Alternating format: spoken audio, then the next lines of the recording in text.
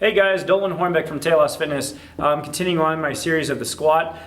This part we're talking about what we're up against, what we're really fighting against every day, and that's really this.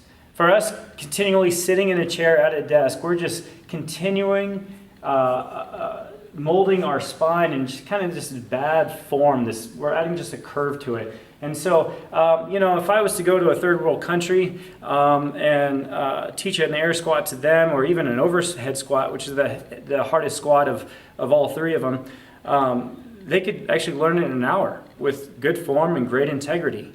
Why? Because they spend so little time like sitting in a chair, because they take their breaks literally in a squatted position for 15 to 20 minutes at a time. And for us, to be able to actually stay in a squat more than a minute is pretty radical, because most people can't even stay down there for 10 seconds.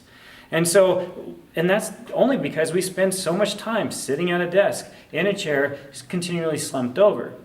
And maybe it's just, maybe we're just haven't received much knowledge as to like what we're doing to our bodies. They're starting to come out with a standing desk, which kind of help. But maybe also it comes back to our perception. Maybe it's the first time we saw a skeleton system like Fred here, and all we've seen was just kind of Fred just kind of as is, without the muscles and the tendons attached. And that's, if I was to look at that, that's pretty much like saying 2 equals 4. Well, where's the other part of the equation?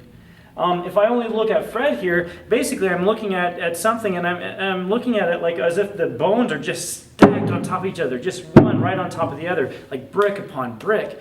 But in reality, that's not how we should look at the way our body is made. It's more like a suspended system, like our skeleton system is suspended by our muscles and tendons. Really, it's like these muscles of like on our back and tendons that like kind of create this curve going this way. It's our muscles in our back creating the curve going this way. And so if we continually over time sit at a chair, we're augmenting what our muscles should be doing, creating good posture, and we're morphing that, manipulating that into what is bad posture today.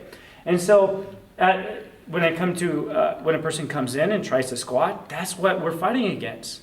Because the body is continually saying, hey, here's how we're going to actually change and mold to what you're doing every day sitting at a desk. It's going to continue to strap on like connective tissue onto our back called fascia. And really, that's just the body's way of, it's actually scar tissue that the body is putting on your back to actually be able to support this position versus this position, which is more natural to it. If I stay in this position for longer periods of time, my back muscles are now stretched out. That's where we get that hot, pain sensation, maybe sometimes the jabbing knife sensation in our shoulder blades or whatever, and we get all this pain in our back. It's because our muscles are just lengthened out the whole time. And so we go to a massage therapist and ask, hey, can you please massage my back? It really hurts. And so what the massage therapist will do is they'll continue to lengthen the muscles in the back, and they'll release the pressure, but in reality, they're essentially adding to what we're doing all day long.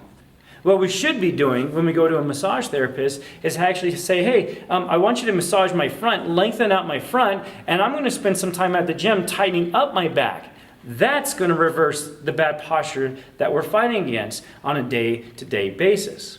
Further, if you went to a chiropractor and tried to get your spine manipulated, popped into place because you're saying, oh, my back's just out of whack, you're actually not really solving it.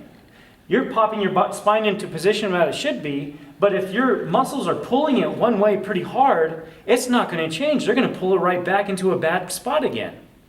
So what we need to be doing is not necessarily going to the chiropractor. What we should be doing is tightening up the back muscles, releasing those front muscles, so that way we can go back to this nice, good spine position that Fred here has.